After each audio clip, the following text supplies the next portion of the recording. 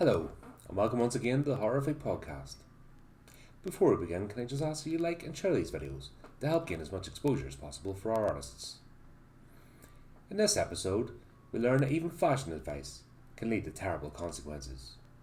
Join us now as we play Do These Pants Make My Ass Look Fat?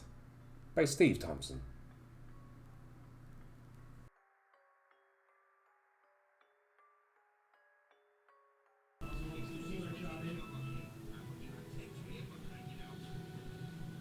Do these pants make my ass look fat?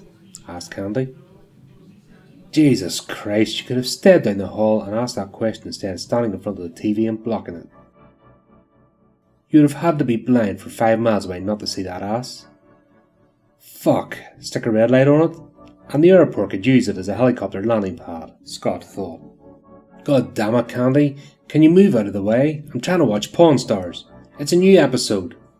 Just answer the question and I'll move, she said, swinging her colossal backside in front of his face, knowing full well how upset Scott can get when interrupted his TV time. For once, maybe, just once, she would like it if he paid as much attention to her as he did his damn shows. He knows there's no right answer. He's been down this road way too many times in the last 5 years, and she's been packing on even more pounds lately. If he says no, she'll call him a liar and run to the bedroom crying. If he says yes, well, same thing, only she will scream at him before running to hide in the bedroom. Scott looked at his wife, his thoughts returning to their wedding day. She was so slim and beautiful then, a delicious morsel of sweet candy. So, what the fuck happened? She could have been a model if she had wanted to take that path in life, but married him and went to work at the Walmart downtown. He wasn't exactly a lightweight either, tipping the scales at £315.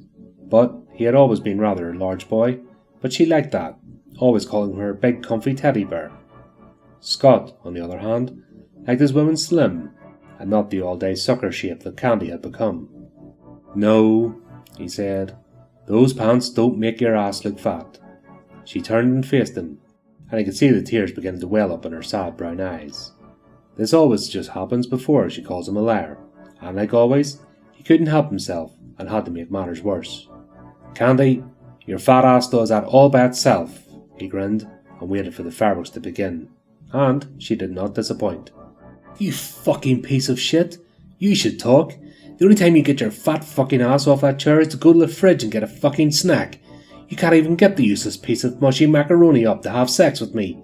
I hate you, I hate you, I hate you! Shouting at last, I hate you so loud he thought his eardrums would burst. Her tears were a steady stream now, and she ran to the bedroom and slammed the door. Scott smiled. He knew he shouldn't have been so mean to her, but damn it, the way her ass jiggled and bounced when she ran to the bedroom was the funniest thing he saw this week, worth all the screaming. Besides, in 2 hours she will come out of the bedroom and tell him how sorry she was for yelling and asking for his forgiveness, like she always does. So until then, back to Pawn Stars. The bedroom door opened, and Scott pretended not to notice. Took 4 hours, he thought. I must have really pissed her off this time. Candy stood in front of him, her head down, staring at the floor, afraid to see any disappointment that may be reflected in his eyes. I'm so sorry, she said. I know you really don't mean those horrible things you always say to me, and you're doing it so I will take better care of myself. She paused and waited for him to agree, but he said nothing and continued to watch TV. Let me make it up to you. Let me do something I haven't done for you in a very long time. Oh, he said, his interest shifting from Rick yelling at Chumley for spending too much damn money on the gumball machine to his wife. And what exactly would that be? First, I will go to the kitchen and preheat the oven for supper. I can make your favourite. Baked T-bone steak and potatoes smothered in onions, mushrooms and gravy. Second, when I come back out, if you have your pants off, I'll put my mouth on your, well, you know. And with that she headed to the kitchen. Scott wasn't long taking his pants off and tossing them across the room. The idea of her going down on him started the blood flowing, and woke up the little man that had been asleep for years. When she returned, a few minutes later, she saw he was already at half-mast. She smiled and knelt in front of him. She grabbed hold of his cock and began to stroke it.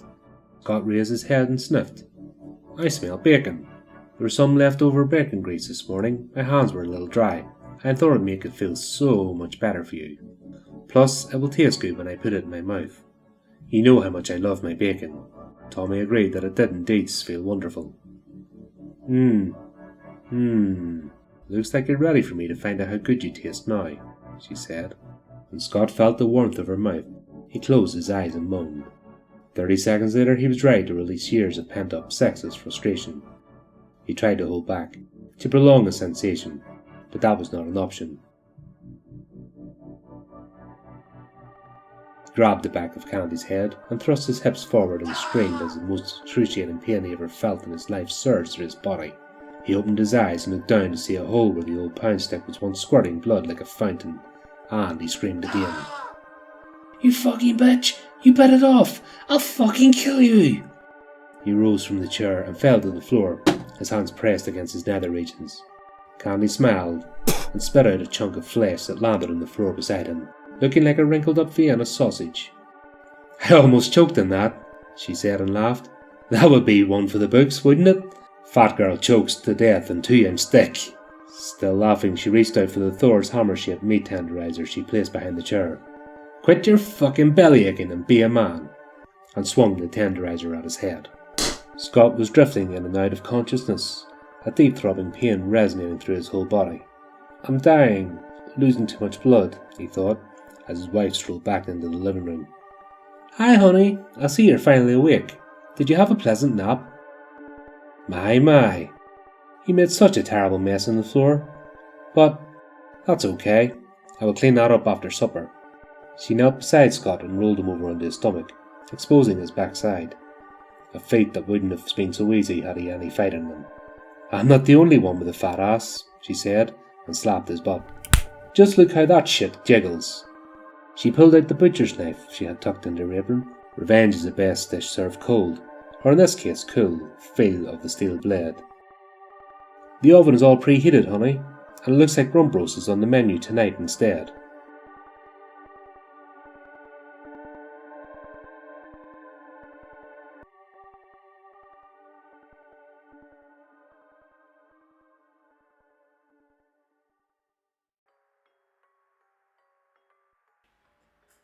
Well, we hope that you enjoyed our latest horrific tale. If you want to keep up to date with future episodes, then subscribe to our YouTube channel and like or follow our social media pages. You can also give the channel support by visiting our merchandise store and picking up some of our items. Please also take a moment to support our contributing artists who very kindly lend their talents to the show. Check out the links in the description on how you can do this. Well, that just leaves me to say, until next time, my friends, keep it creepy, keep it horrific.